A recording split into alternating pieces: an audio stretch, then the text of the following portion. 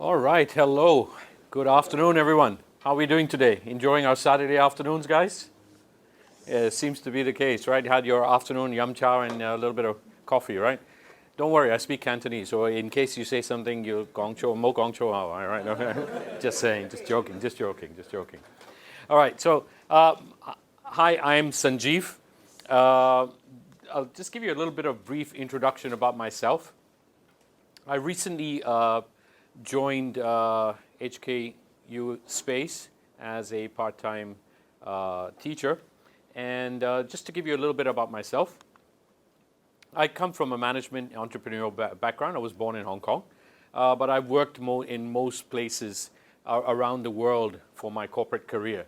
So I've run companies, I've bought companies, I've sold companies, and I've also bankrupted companies. So I mean, yes, yeah, I've seen it all. I've been through the whole roller coaster. If actually I should have been in the roller coaster business, it would have been better for me, right? So at the end of the day, I've done all of that. I've over 30 years in consulting, training, owning and running businesses, and in middle and senior management. I've worked in Xiamen in China for some PRC companies. I've worked in the Philippines, Egypt, South America, Dubai, quite a number of places around the world. My global experience is where it brings me back home to Hong Kong actually today, because in 2020 I came back 1 week before COVID started. And then COVID started, and then my corporate career was pretty much over, because you know how it is, right? When you're in your 50s, your corporate career, when COVID happened, you had this 1 year of not doing much, and things happen. But I'm blessed that I'm grateful that you suddenly have a different change in life, and my change has been more on the training side, the corporate training. I've done quite a lot of corporate training. I'll explain to you. I do speak 5 languages, including Cantonese. Yes, I speak in Spanish and French as well, Hindi, Mandarin, Cantonese. These are amongst the languages that I speak, because mostly because of work. French was because of school. I still maintain, I have a lot of French friends, so I do maintain some of that practice. Remember just what you heard earlier on. You have to practice in order to can maintain your fluency in the language. I have an MBA from the Ivy Business School in Western Ontario, and I did that about 20 odd years ago. These are the companies that I've done and just trained in the last 1 year. All right, and that includes Amazon, China Unicom, the MTR Corporation, Marco Polo Hotels, Shanghai Commercial Bank. These are amongst the companies that, and it's just one part of the companies, otherwise there'd be no more space on this page, that I've worked with. And corporate training is a very interesting passion for me, because I do have a passion for making or helping companies elevate their employees to the next level. And why this brings us here today is about this. Is that one thing I've noticed is that words do have, whatever you say as a leader in your company, it has a profound impact on however your employees, how they engage with you, how they engage with each other. It is so critical, right? The behaviors, the attitudes, and the emotions are all encapsulated in language, especially for those who are involved in, who over here is in the corporate ladder right now? Who's in the corporate, who's currently working in either small or large companies? Yes, you, 1, 2, okay. And the rest of you, may I know, what is it that you're currently doing? Do you mind sharing? Accountant. You're an accountant, so you're working in an accounting firm? So it's an SME or a very large firm? SME, okay. And yourself?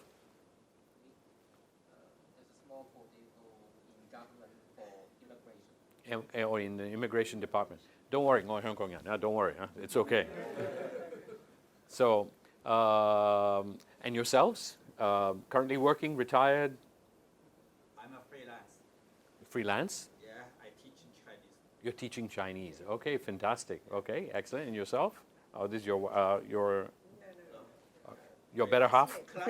Classmate. Okay. Classmate. Okay, and yourself? I run my micro business, Okay, and it's consulting construction industry. in the construction industry. Okay, excellent. And how about at the back there? Social worker. Okay, yeah, very nice. And yourself? Property management. Okay, and yourselves, ladies? An engineer. Engineer with, don't tell me, MTR? Airport.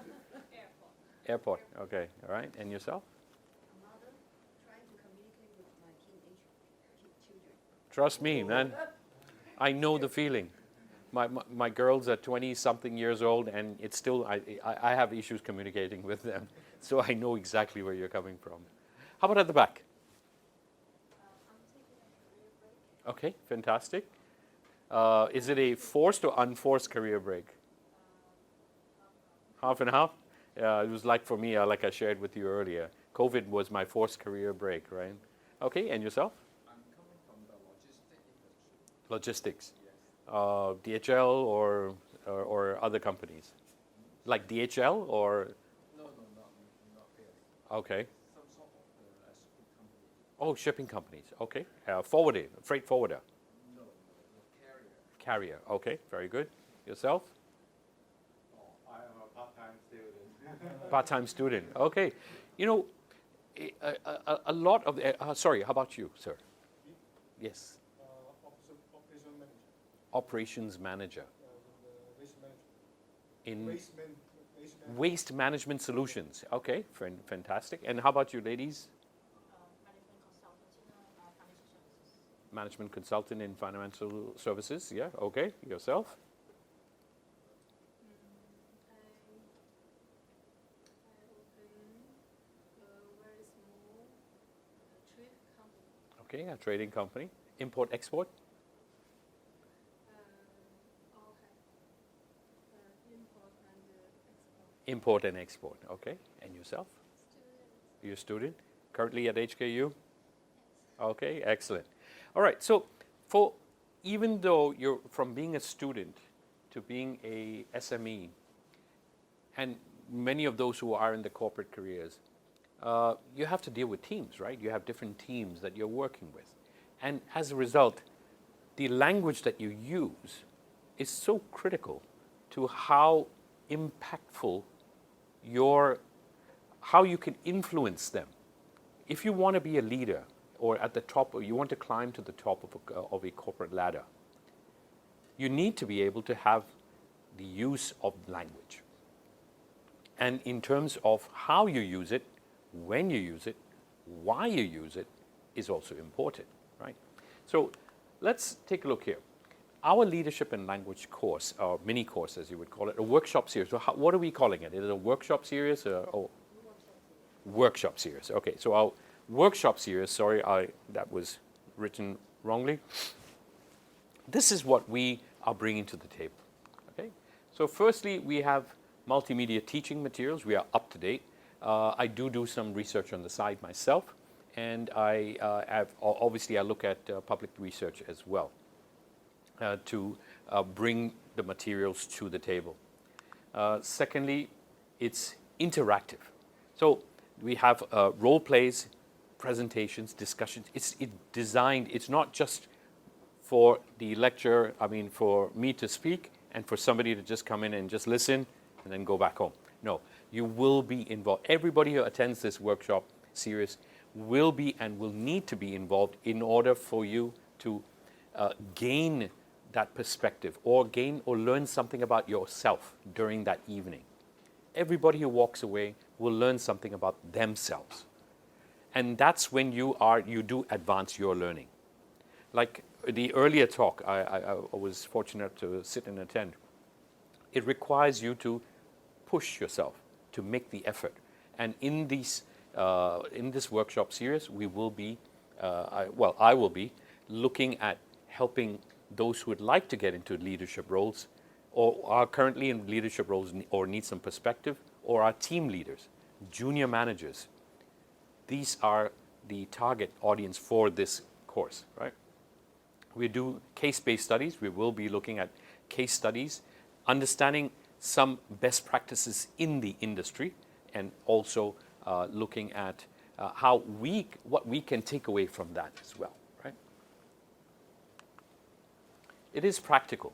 The exercises we use are not just theoretical in nature, because a lot of these practices, these exercises, come from my own experience in the industry, working across many countries globally, as well as across company profiles.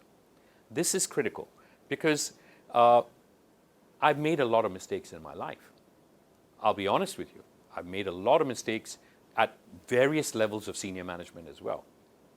And one of the things was I did not possess enough of the leadership skills that were required. I probably possessed some of them, probably didn't possess enough of them.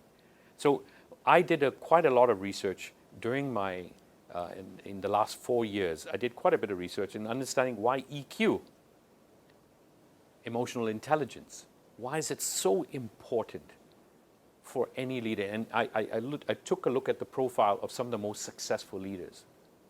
And I found that most of them had something in common. And that commonality drove them to become, well, at least to have their own teams basically they get the best out of their teams. I mean, when you, just to share one example, when Elon Musk fired 80% of the people at Twitter, 80% of his staff he fired at Twitter, 80 or 85% if I'm not mistaken. He was left with 15%. Until today, that company is generating far more revenues than when it was, the people, Jack Dorsey was, I think it was Jack Dorsey before him. Now, it is very tough for the 15% of the people left behind that they say, will I get fired tomorrow? But hang on a second, he actually reassured the people who stayed behind through his leadership skills in order to be able to reassure that you are critical to this organization. And this makes a huge, huge difference. If he did not have those leadership skills, I can say that with a certain degree of certainty that possibly another 50, and that 15% would have probably left the company as well. They didn't stay for the money. I'm telling you that much. They stayed because they believed in a leader. And that makes a very big difference in how a leadership adopts his stance, the way he speaks to his people, leadership and language. All right, so what we give you here are the hard skills and the soft skills. We will work with you on presentation skills, your communication skills, your, as I mentioned earlier, the emotional intelligence. We will do exercises in that as well.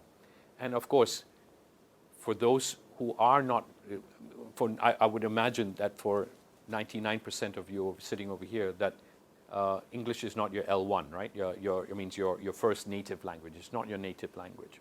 And if you are to be communicating in this language, you need to have that, you need to be equipped with the type of vocabulary and grammar to be able to command that respect that you so deserve. All right? Now, the World Economic Forum came up with this list of the top 10 skills that will be required for 2025. All right? Analytical thinking and innovation. That's one. Okay? This is what we bring to the table in our mini course, in our workshop series. Problem solving. This is what we bring to our series as well. Critical thinking and analysis. This is also what we will bring in our workshop series. Leadership and social influence, what we bring as well. Reasoning, problem solving, and ideation. Ideation basically means how to generate ideas, how to get, well, not just how to generate ideas, how to get your team to generate ideas. This is also important, right? So these are the types of skills that are required, that are, well, at least according to the World Economic Forum. Now, of course, there are technical skills that are required, right? Technology design and programming, technology use. Don't get me wrong.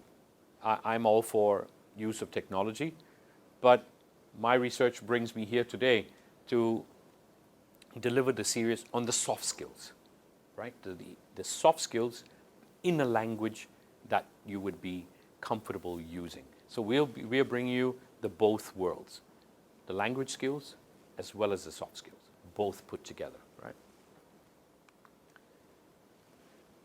Let's take a look here. Some more data for you. An authentic speaker is considered to be 30% time more trustworthy and 30% time more persuasive than a person who isn't. Means to say, if you are able to speak authentically in the English language, if you are not comfortable in the language, what happens? Your people who you are leading may not have that level of confidence. May or may not have that level of confidence. This is the simple one. This is not something that we will be covering, but just to give you a little bit of added perspective. 10% increase in the vocal variety in the way you speak can have a highly significant impact. You want to be able to have an impact. As a leader, you want to have an impact. So if that being the case, you'd want to also think about this. How about this?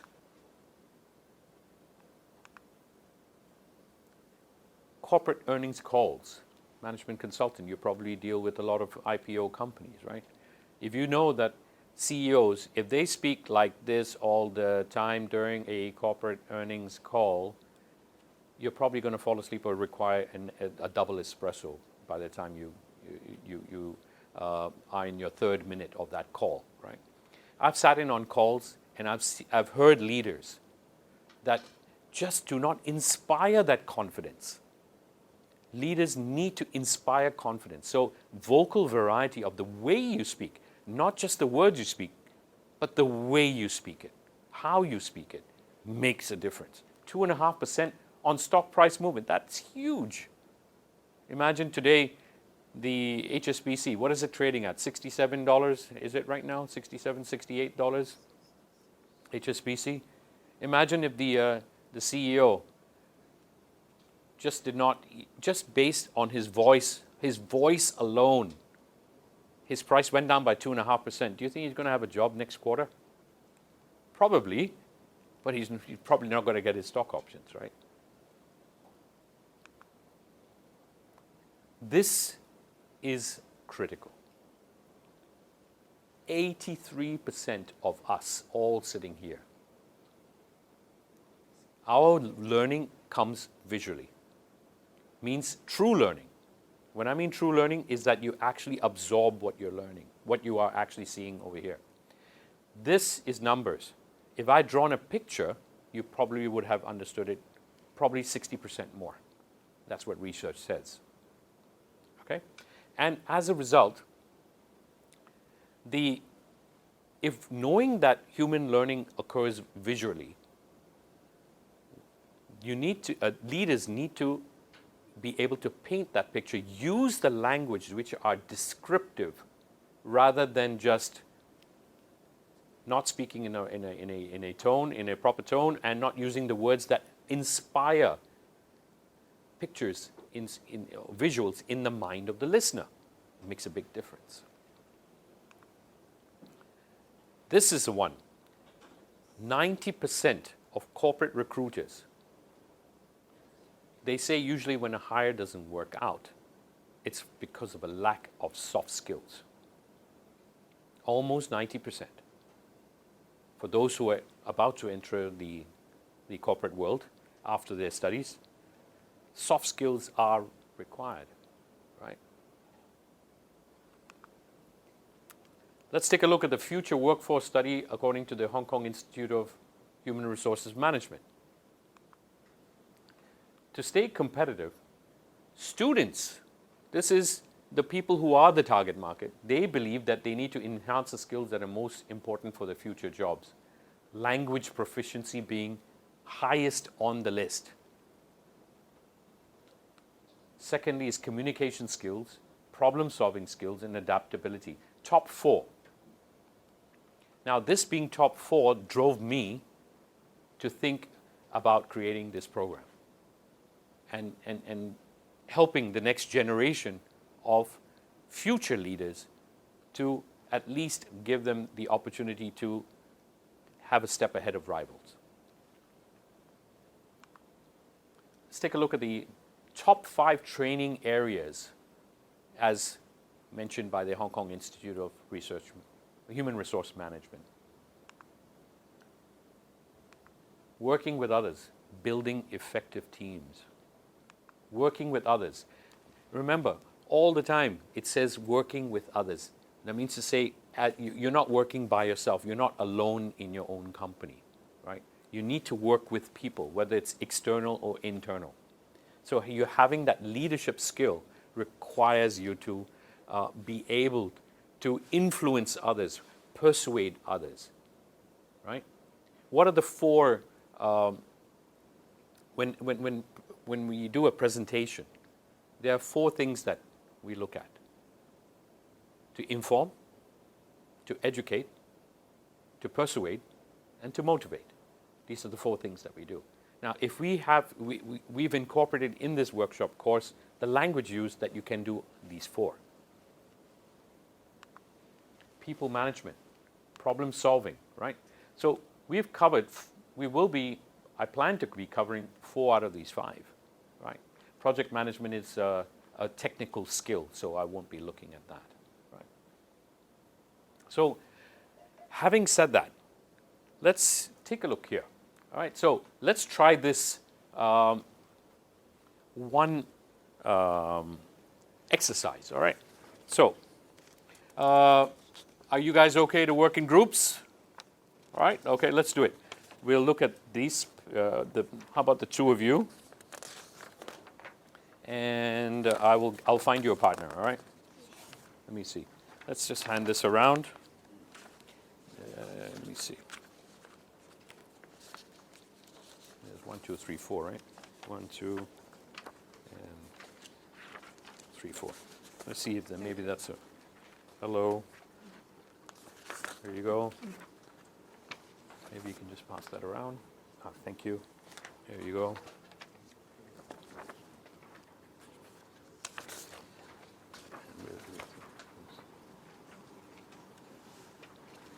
Oh, you have? Okay. Can you just pass that to that gentleman? You guys have enough? You guys okay? Okay, so let's divide you into pairs and figure this one out. All right, the 2 of you. Okay, the 2 of you, and then you and this young lady at the back, right? And then the 2 of you, the 2 of you, the 2 of you, and okay, how about the 3 of you? Right, with the gentleman at the back, right? Maybe you could just turn around and just have a chat with her, yeah?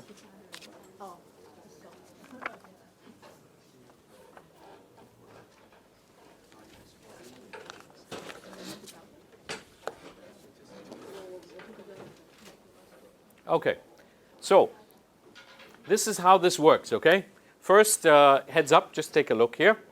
Now, I want to think about 2 things. Whether you would be asking open-ended questions or closed-ended questions. Now, what is open-ended question and closed-ended? Who knows what that means?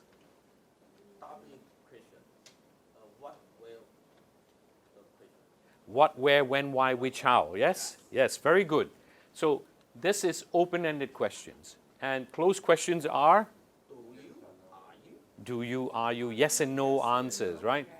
So the question here is, what we want to be doing in this exercise is that I'd like you to think of open-ended questions that you, maybe you can do this round-robin style or just discuss who one of your group would like to answer this question, right?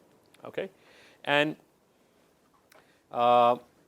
don't use close questions and use the 6W1H, means who, what, when, why, which, how. And the questions you have in front of you are, for example, now the first one is maybe your boss comes to you or your finance manager comes to you and says, we've witnessed one of the best times in our company. And you're scratching your head, what are your next 2 questions that you would ask them? Okay. Number 2, the credit card company calls you up and says your account seems to have a problem. What are the next couple of questions that you would ask them? And your boss comes to you and he says, I am not happy with your performance. Okay? What are your follow-up questions that you would ask? And the fourth one is maybe your spouse, girlfriend, boyfriend, or whatever it is. He says, I feel angry about everything. So, or we need to talk. That's the usual one, right? We need to talk. So, I'll give you guys 5 minutes. Think about 2 questions within your group. What kind of open-ended questions would you ask in order to be able to further the conversation? All right? Okay, 5 minutes I'll give you guys. Okay.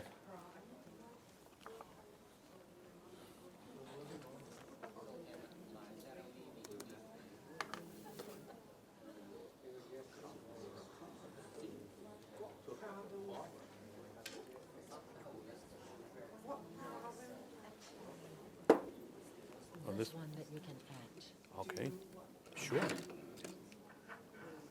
you can write it just in the phone. Yeah. Testing. Okay, yeah.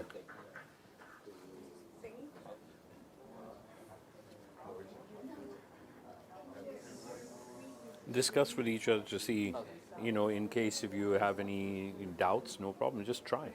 The idea is try, no problem. Yeah.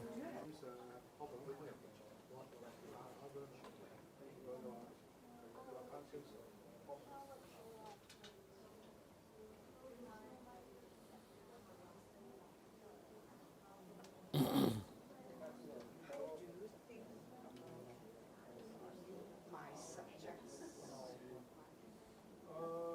saw your comment your account. You see, you did this one. Okay, so we good? Let's just go for it. Let's just give it a try.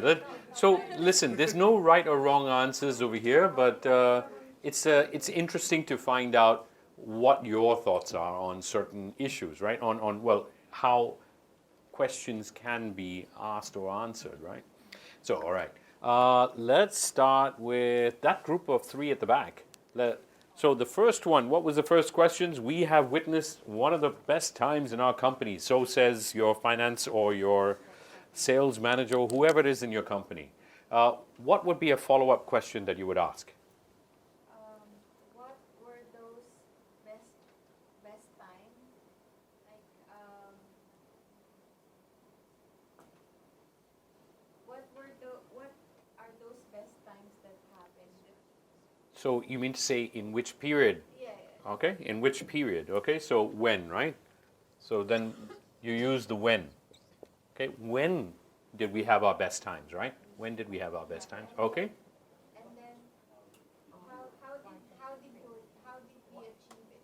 How did we achieve it? Oh, I like that. That's something different. I haven't heard that one before, but yes, okay, it's relevant. Yeah, it's relevant. And how did we achieve it? Because if language tends to be quite vague in many companies, and some people like to keep that deliberately vague.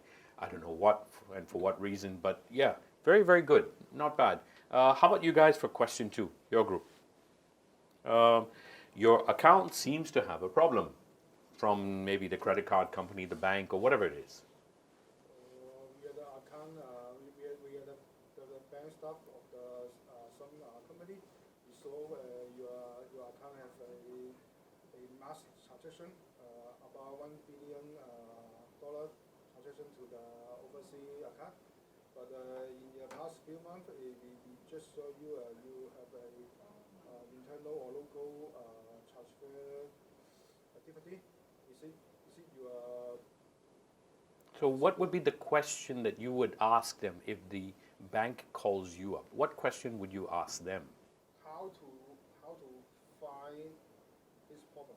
How to find this problem? I think what you're trying to say is, how did this problem come about? Is that what you're saying? How did this problem come about? Yeah, problem. Okay. So how did this problem come about?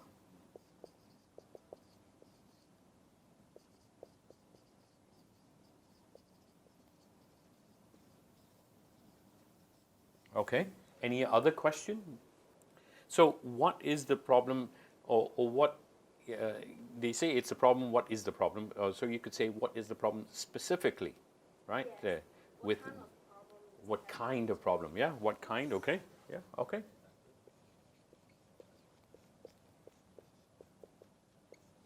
What kind of problem? Okay, very good. Yes, sir. Now we can come to you. I choose the problem, the question. I would say, what problem did you find? What problem did you find? Yeah. What kind of problem did you find? Yeah. What kind of problem? Yeah, yeah. That's right. Okay. That's fine. Yeah, that's good. Or what was the nature of the problem specifically, right? Okay. Your boss comes to you, or your teacher comes to you, or whatever it is, and says, I am not happy with your performance. So what would you say? Why are you unhappy with my performance? So if you say, do you? So if I just said yes. If I said yes, that's my answer. How can I improve? Okay, now we're talking. How can I improve?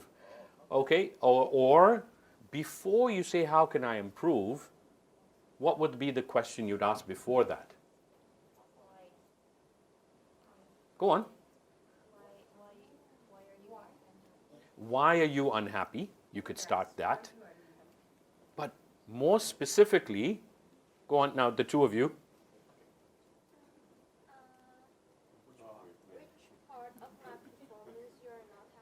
Yeah, exactly. Which part of the performance? First, you need to know which part of the performance that they're not happy, because you won't know how to improve if you don't know, you don't have a performance, change if you don't know where you have to improve, right?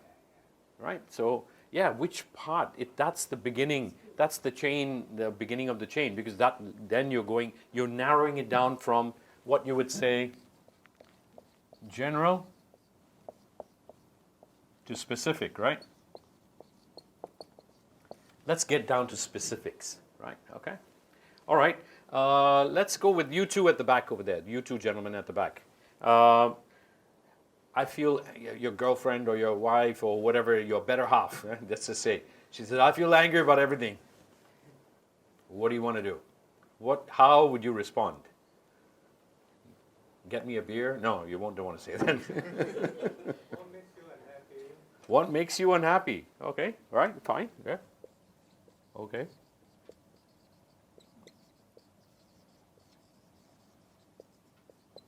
Okay, what makes you unhappy? How about two of you? You want to try? My question is, how come? How come? How to make you happy? How to make you happy? Take me to Louis Vuitton store. How to make you happy? Yeah, okay. What can I do to make you happy, right? Or what can I do to alleviate your anger or your stress, right? How about you two ladies? You haven't spoken. What question can you ask for the last one? Why do you feel unhappy? Yeah, okay, yeah. Why? Why do you feel unhappy? Yeah. Why do you feel angry, right? Okay. So let's look at this from this perspective. From this perspective, this is actually an exercise that I've done with quite a few leaders. And this, obviously, it was a little bit different because we had to change quite a bit of the materials. But in essence, just to begin by using the 6W1H, a lot of leaders know about this, but they don't use it in practice. Strangely enough, very, very strange. Many leaders don't use this in practice. They are not, some are so driven by their own ego, unfortunately, that they are only looking at it from a very closed perspective. And then as a result, they will only take closed questions. Okay, thank you for participating. No, it was very interesting to understand all of your various answers. Yeah, but it was very nice. Thank you. Okay, let's move on. We have already done this. Okay, now we will get into the details of our leadership and language course as we round up this seminar. Okay, what is our leadership and language course? Firstly, through the central theme of leadership, we look at leadership in EQ, emotional intelligence. Now, can anybody tell me what emotional intelligence is? Do you have, anybody have some vague idea of emotional intelligence? Who would like to try? Yes, please. Ability to relate. Ability to relate. Almost there.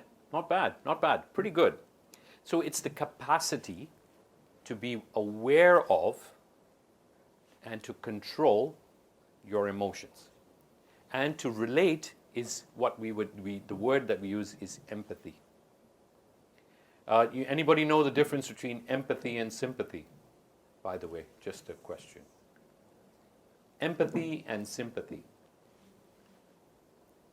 Try naman. I lived in the Philippines for 2 years, that's why. Empathy is emotion. Sympathy is. I'm not quite sure. Okay, so that's fine. Good try. Good try. You want to try? The difference between empathy and sympathy. Empathy, I think, is I understand your situation.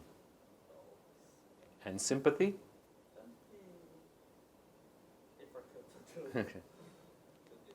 So empathy is exactly what you said, is putting yourself in the shoes of the other person. And leaders, good leaders, need to be able to do that. You need to have empathy. And sympathy is just feeling sorry for somebody. That's all. Somebody's cat died, I feel sorry for you. That's it. You do not emotionally invest yourself in the other person's feelings. If you emotionally invest yourself in the other person's feelings, you have empathy, right? So that's what empathy is. Yeah, we're clear now? Yeah, cool. Okay, so leadership in EQ, we'll be touching on that. Public speaking as well. Problem solving, we will be looking at problem solving in our mini course. And teamwork, negotiation, we will be looking at negotiation as well. This is all a process. In order for leaders, these are all skills that are required for a leader to not just survive, but thrive in today's times and in tomorrow's times.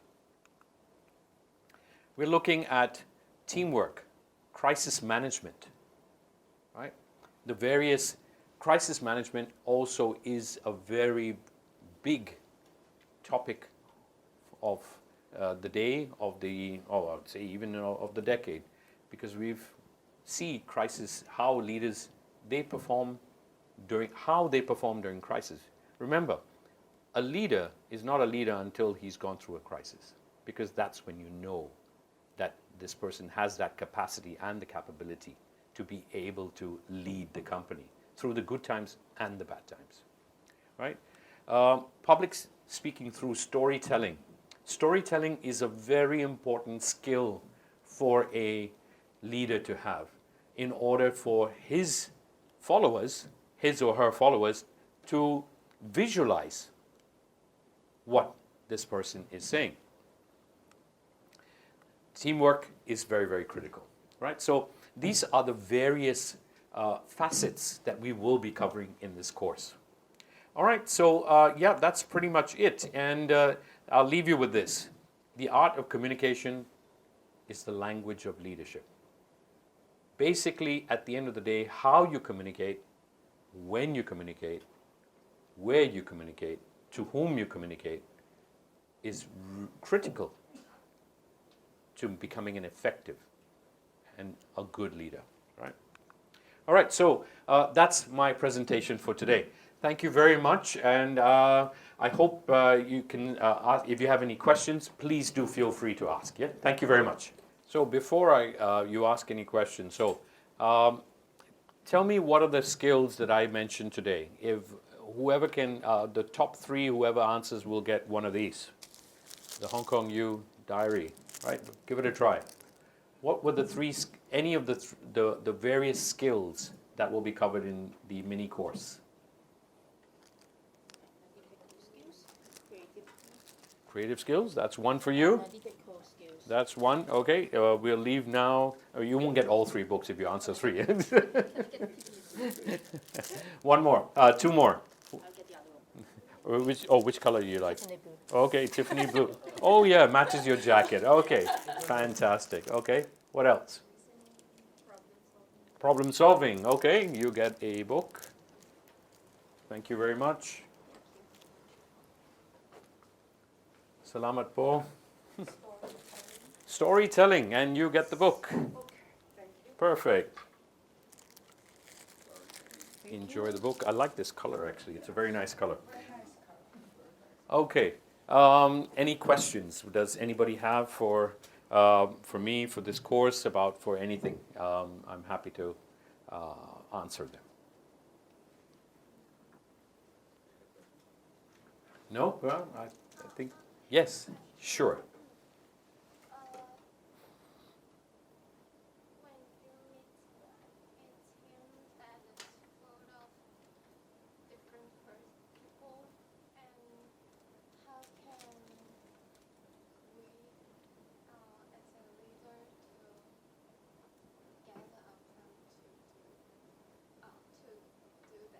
So, in terms of when you say different, define different. I mean, what is the level of diversity in terms of skill sets or cultures, backgrounds? What are we looking at? Personalities. So, most companies. Okay. So what they do is that this is why many of the large companies have what you call strong company culture. Okay. So a company culture is probably Hong Kong U has its own company culture. I'm assuming because I'm new here, by the way, so at Hong Kong U, so I will learn about it sooner or later. And but with the companies that I've worked with, the ones that were effective in helping, what they do is that they align everybody along their corporate culture. Okay, and why they do that is to make sure that everybody is aligned with the interest of the company. If you have a different personality, it's no problem. We celebrate, in most companies that at least that I've worked with, they celebrate diversity. Not a problem. But celebrating diversity also is fine, but at the end of the day, different personalities require to be aligned. In terms of at least, you may have your personality, that's fine, no problem. But at work, your culture, I mean, the culture drives the way you, mostly drives behavior, mostly at the time. I've seen this in, okay, so let me share with you, a friend of mine was working at PwC.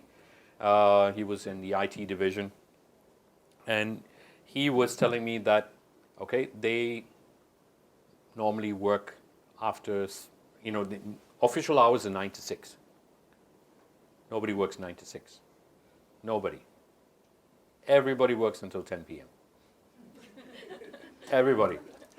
When I mean everybody, the ones who matter. That's corporate culture. So whether your personality is different, it doesn't matter. What you bring to the tables are your skills. Now, how do they align the other parts of your personality? For example, you will address your boss as XYZ. I mean, they do have agendas for how you are to be behaving in that company, right? So that's how it works. Does that answer your question to a certain degree? To a certain degree, right? But I've seen company. I was working in the Philippines in a company which had 1,000 people, and I was the only foreigner. Okay, so being the only foreigner, I had to get used to the ways of doing things in the Philippines. I was used to working in Hong Kong, where you work at the pace of, you know how Hong Kong life is, right? You have the hurry sickness, as they call it. Hong Kong has hurry sickness. You hurry to go here, hurry to go there. I have to go for dim sum. I have to go meet my friend. I have to go shopping. I got to buy this thing. I got to cook this stuff. I got to go on and okay. Oh yeah, shit! I forgot. I have to sleep, right? So sometimes you forget to sleep, right? So in the sense that in Southeast Asia, the culture slightly more relaxed, and the sensitivity is far different from how it is in Hong Kong. But I had to be trained at that to understand that the culture was very different. I could not, even though everybody's got their KPIs, but sometimes you have to be flexible. You have to be flexible at times, but flexibility is how it is. It is the same in Indonesia. It is in India. It is in Thailand as well. That's why they call it PST, Philippine Standard Time. Sometimes because of traffic, because of rain, things like that. But it's only for employees, not for bosses. Huh? Bosses can say Philippine Standard Time if they arrive late for a meeting. But employees cannot. They have to be on time. Correct? Yeah? True? So things like that. So as long as you understand and you have an awareness of the corporate culture, and you will be aligned, there will be training to help you to align yourself with the culture. Your personality may be your personality. Absolutely. I worked with a lot of different personalities. But at the end of the day, most companies will help you to align yourself according to the corporate culture. Right? All right. Any other questions? Yes. For someone like me who doesn't speak Cantonese, how can I upgrade my skills so I can enter the corporate world? You've answered your own question. Learn Cantonese. Because I'm trying, but I'm currently not in the industry where I am involved with a lot of Cantonese people. That's why I'm going to school to learn it. But what skill should I improve so that I could, aside from the language, I could improve myself? It depends really on which field that you're entering. Then that would help you to decide what skills other than the language. To start off with, you'd have to start off with the language. I mean, Cantonese and Mandarin, if you really want to be regionally, you want to be a regional player, then when I mean regional as in southern China, northern China, as well as Hong Kong. I mean, otherwise, if you're only learning Cantonese, you'd be restricting yourself to Hong Kong.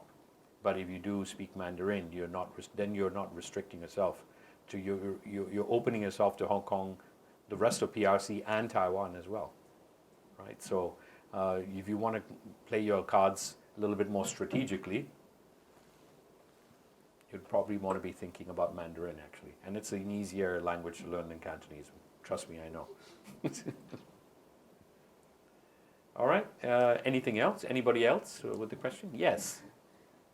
What would you do if there's someone in your team always whine about everything and hate his job? If they hate their job, there's often two ways that if they whine about everything. Yes, I've seen those. I've seen the whiners. I've seen the people who hate their jobs. There were, okay, let me see. Which company was that? Okay, so you'd normally sit down with them to try to find out what is the source. What is the true source of their whining? And 90% of the time, I've seen that people who do have consistent complaints usually have an attention span issue, either an attention issue or an attention span issue. Now, for those, there is that training.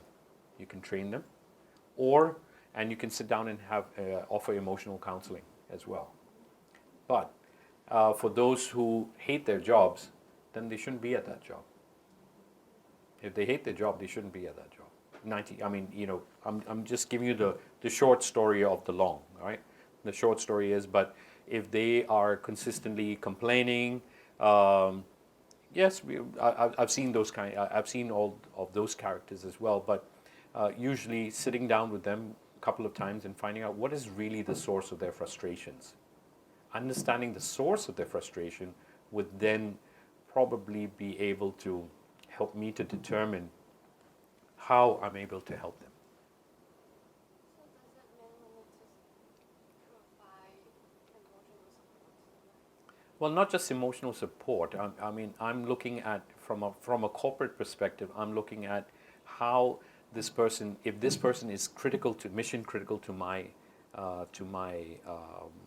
company, and they are constantly complaining. That means to say they must have some issue that is underlying, right? That is underlying than just the surface cause.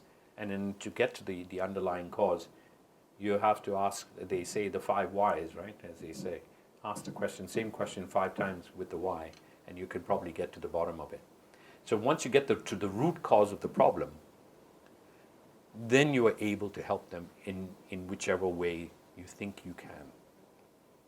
But in real life, we always need someone who loves climbing, but lack of working skills and abilities. So do you mean to say this in the social setting? Do you mean this in the social setting or the corporate setting? Okay, the corporate setting I've just answered you, but in the social setting, there are other ways around that, which I don't wish to cover at this stage, because at the corporate setting, I definitely will. I've just mentioned to you, this is what you're doing. Social setting, there are too many dynamics involved, for which it'll be difficult to cover all of that today. But from a corporate setting is what I've just mentioned earlier. From a social setting, there are way too many dynamics involved, yeah. But yes, I do understand. We all have that one friend who always consistently complains, and there are those people, and depends on how it's every friendship dynamic is very, very different. So, what your level of importance to that other person is, right? So that really depends. But on the corporate setting is what I just mentioned earlier. Yeah. Okay. Anything else? Anybody else would like to ask a question? All right, then we're all good. Thank you very much again. Well, yep. Take care and have a good weekend. Thank you.